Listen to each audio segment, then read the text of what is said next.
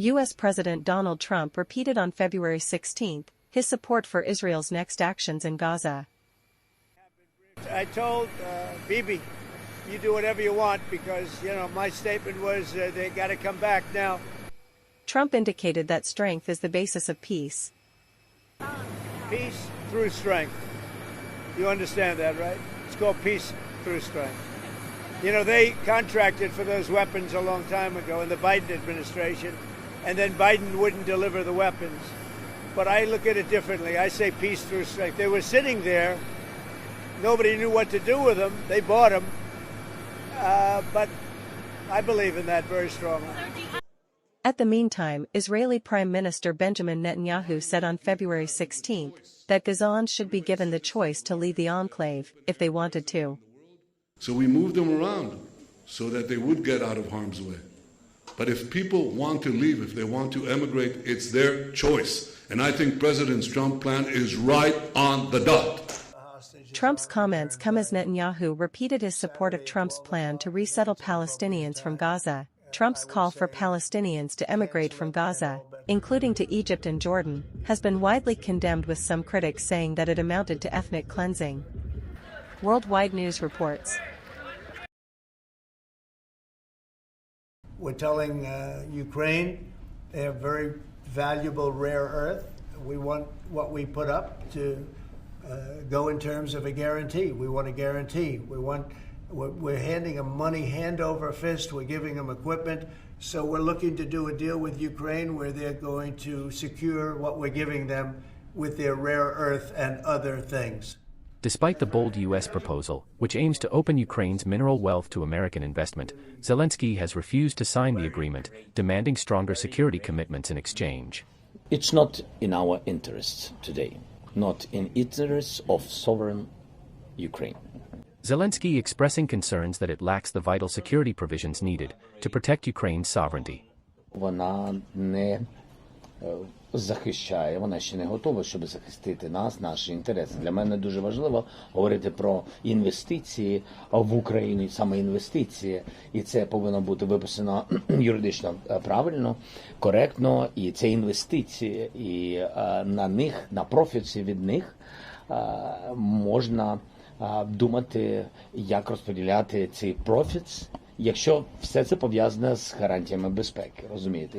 І цього зв'язку я поки що в документі не бачу. While the U.S. proposed a partnership allowing it to take ownership of 50% of Ukraine's critical minerals, Zelensky emphasized that the deal does not address his nation's long-term security needs, particularly as Kyiv seeks U.S. guarantees to deter future Russian aggression. Worldwide News Report. Thank you so much for all of your... U.S. Middle East envoy Steve Witkoff said in a Fox News interview aired on February 16 that he and National Security Advisor Mike Waltz were set to depart for Saudi Arabia that evening for talks between the United States and Russia aimed at ending the war in Ukraine.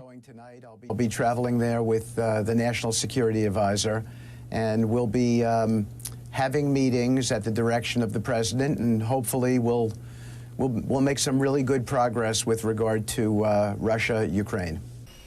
U.S. President Donald Trump also said on February 16 he believes he could meet very soon with Russian President Vladimir Putin to discuss ending the war in Ukraine.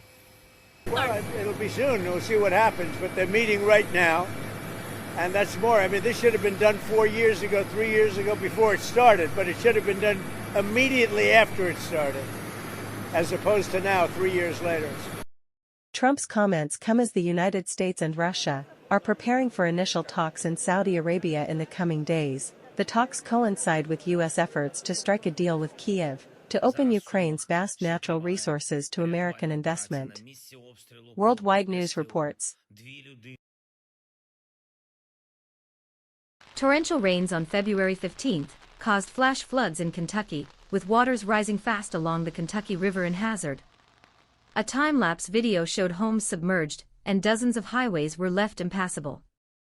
Governor Andy Beshear declared a state of emergency and requested federal disaster assistance. Due to widespread flooding and incoming weather. While we have dealt with parts of the flash flooding, we are now going to see riverbank flooding that's going to hit a number of our communities and hit them significantly. I want to thank the President for approving our emergency disaster declaration for Kentucky. By February 16th, Governor confirmed that 8 lives had been lost due to the severe weather, including 6 from flooding and 2 from vehicle-related incidents. Unfortunately, this disaster is taking a toll in terms of human life. Even with the incredible response that we've seen, we can confirm that we've lost at least 8 Kentuckians due to this weather event. Over 1,000 rescue operations have been carried out as the state continues to respond to the disaster.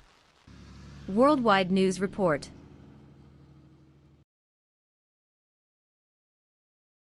U.S. President Donald Trump spoke by phone with Russia's Vladimir Putin. Trump's unilateral overture to Putin, accompanied by apparent concessions on Ukraine's principal demands, raised alarm for both Kiev and the European allies in NATO, who said they feared the White House might make a deal without them.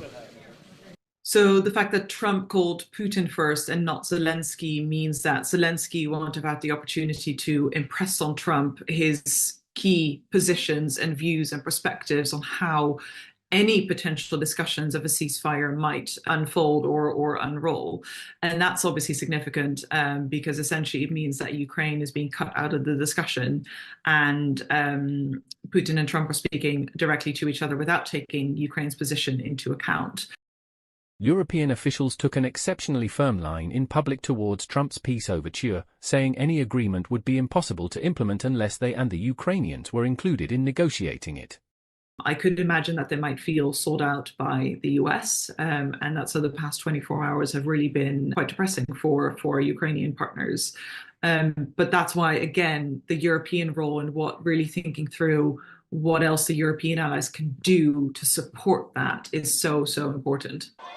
A European diplomatic source said ministers had agreed to engage in a frank and demanding dialogue with US officials, some of the strongest language in the diplomatic lexicon, at the annual Munich Security Conference beginning on February 14th.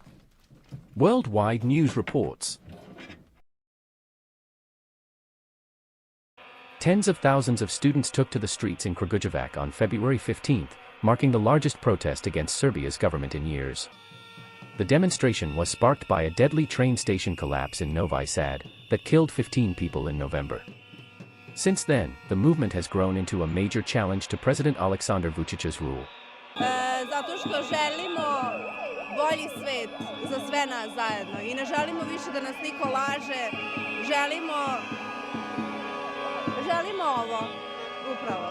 Ja mislim da kako vreme prolazi sve je jače i jače i ovo neće stati dok zahtevi ne budu ispunjeni i dok ne dobijemo pravdu, zapravo ono zašto se svi borimo. Protesters, including students, teachers, and workers, marched in freezing temperatures, holding a symbolic 15-minute silence to honor the victims. They blockaded a major boulevard for 15 hours and 15 minutes, reflecting their outrage over corruption and alleged government negligence, accusations authorities deny. Worldwide News Report. U.S. Secretary of State Marco Rubio told South Korea's foreign minister that the United States wants to maintain a stable trust relationship with South Korea, regardless of the domestic situation of either country, the South Korean ministry said on February 15th. Rubio and South Korean Foreign Minister Cho Tae-il agreed in a meeting in Munich to work closely toward the goal of complete denuclearization of North Korea, and shared concerns about military cooperation between Russia and North Korea. Both agreed to cooperate in fields such as energy and advanced technologies such as shipbuilding, nuclear power, and liquefied natural gas, in response to Cho's request to resolve U.S. tariff issues through close bilateral consultation. Rubio called for consultation between relevant ministries. Worldwide News reports.